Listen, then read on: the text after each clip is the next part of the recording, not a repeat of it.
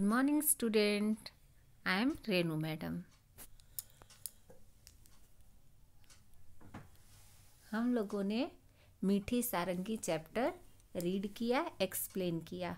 बहुत ही मज़ेदार कहानी थी। आप लोगों को मज़ा आया होगा और आपने ज़रूर रीड किया होगा। अगर नहीं किया है तो ज़रूर करिएगा। ओके, तो आज हम इसकी टेक्स्ट बुक की एक्सरसाइज करेंगे। Okay, so let's start.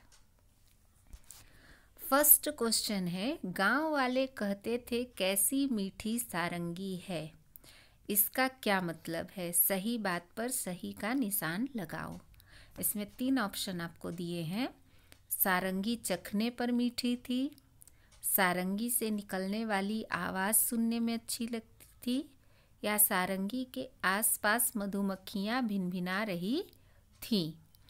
तो मैंने आपको चैप्टर एक्सप्लेन करते टाइम ही समझाया था कि मीठी सारंगी से मतलब कि सारंगी की आवाज़ बहुत मीठी थी।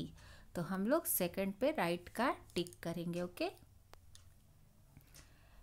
फिर है कहानी से। इसमें 3 क्वेश्चन हैं और ये हम CW में लिखेंगे। ओके, नेक्स्ट है खोल। खोल में भी आपको 2 क्वेश्चन दिए हैं, वो हम CW में लिखेंगे। अब है गाओ बजाओ। आपको बॉक्स में बहुत सारे इंस्ट्रूमेंट के, म्यूज़िक इंस्ट्रूमेंट के नाम दिए हुए हैं और क्वेश्चन है कि ऊपर संगीत के बाजों के नाम लिखे हैं। इनमें से कुछ तार छेड़ कर बजाए जाते हैं और कुछ हाथ से थाप देकर, यानी कुछ इंस्ट्रूमेंट में तार होते हैं जिनको कि आप हिलाएंगे तो आवाज़ निकलती है, और कुछ पे थाप यानी हाथ से थपथपाना, थाप देकर बजाए जाते हैं। इनके नाम सही जगह पर लिखो, ठीक है। और एक है अन्य यानी जो कि न तार से बजते हो और न थाप देकर। तो सबसे पहले तार वाले इंस्ट्रूमेंट हैं सारंगी, इकतारा, सितार और गिटार। ये सब आप लोगों ने देखे ही होंगे टीवी में। फिर है थाप वाले यानी जो हाथ से थाप देकर बजाए जाते हैं, ढोलक, तबला और डफली, ठीक है। और अन्य में है बांसुरी में तार भी नहीं होता और हाथ से थाप भी नहीं देते। ये हमारे सांसों की जो फ्लो होता है उससे ये बजता है। फिर है शहनाई भी ऐसे ही मुंह से बजाया जाता है। और हारमोनियम में कुछ बटन्स होते हैं और उससे हाथ से उसको बजाया जाता है, तो बटन को दबा के। तो इस तरह से ये तार वाले, थाप वाले और अन्य आप अलग अलग कॉलम में लिखिएगा। नेक्स्ट है ऊपर लिखे बाजों को जगह जगह पर बजाया जाता है। सोच कर लिखो इन जगहों पर क्या क्या बजाया जाता है। रेलगाड़ी या बस में क्या बजाया जाता है? इकतारा और डफली, ठीक है। आप रेलगाड़ी में कभी गए होंगे तो वो गाना गा के और बाजा बजा के कुछ लोग आते हैं पैसा मांगने, तो वो क्या वहाँ बजा सकते हैं रेलगाड़ी में? इकतारा और डफली।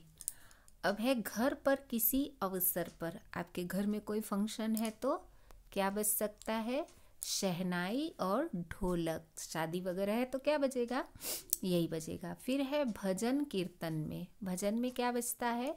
बांसुरी, हारमोनियम, ढोलक और तबला। फिर है स्कूल में किसी अवसर पर। अब स्कूल में अगर एनुअल फंक्शन हो, म्यूजिक प्रोग्राम हो तो क्या बजेगा? सितार, गिटार, तबला, ढोलक, हारमोनियम, बांसुरी, सब कुछ उसमें सारे इंस्ट्रूमेंट यूज़ हो सकते हैं, क्योंकि जैसा गाना हो, जैसा स्कूल में भजन भी होता है, फिल्मी गाने भी गाए जाते हैं, तो उसके हिसाब से इंस्ट्रूमेंट का यूज़ हो सकता है। ओके,